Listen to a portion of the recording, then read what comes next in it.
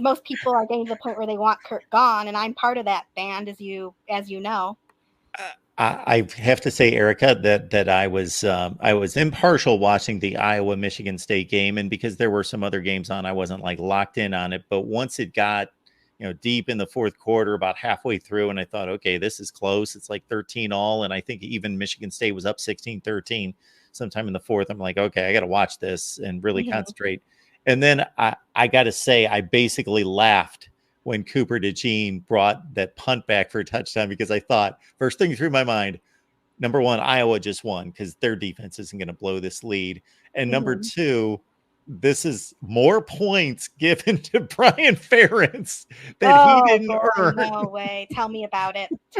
No kidding. I just, I don't want to be completely disrespectful to my team's coaches, but man, like, Brian needs to go, and I'm glad that Gary Barta is gone, because now there's a chance it might happen. In fact, I'm pretty certain that if Beth has any guts, she'll do it.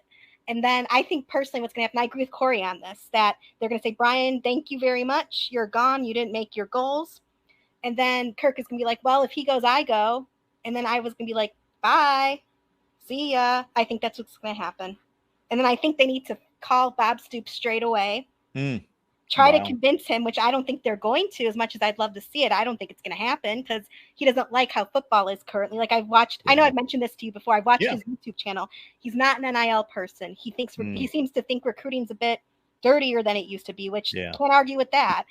So I don't think he would be interested. I will say that maybe if he ever wanted to come back to football or college football, that Iowa might be one of the choices, but I don't see it happening. So I think I would love to see Phil Parker do it, but he's already clearly said he doesn't want to be a head coach anywhere. He said that on multiple occasions.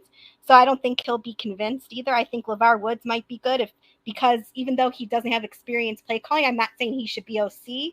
I'm saying he should know who to call, and he's going to know to call the person who can overhaul the offense and get it right. Because that's just the type of person he is. He's not going to try and take over everything himself. He's going to get the right people around the team and rally them, and it's going to take a few years. It's not going to happen immediately, but I think that's definitely a good possibility that might happen. I wonder if they could reel in Bob Stoops if they said, okay, we know that you don't want this job long term, but come in, make it a smooth transition, give us like 3 or 4 years. And while you're here, let's be on the lookout for somebody young and energetic and the next mastermind of this program. And we'll have you groom him. And when he's ready, then, and you could make this a really smooth transition. You know what? I would actually be very much for that. And I think that if we're going to convince Bob to do anything, it would be something like that.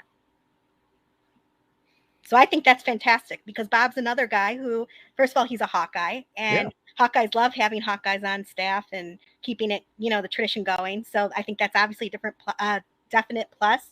And he's also a guy, and he proved it on his own, at Oklahoma, who knows how to bring people in, like the right people on the team, on the coaching staff. So I think he'd be a great candidate for, a restructure, and then he can sail into the sunset. I think that'd be fantastic. You're getting a suggestion of Mel Tucker. You're not keep chopping. You're not serious with that suggestion. I can't take that seriously. I'm sorry.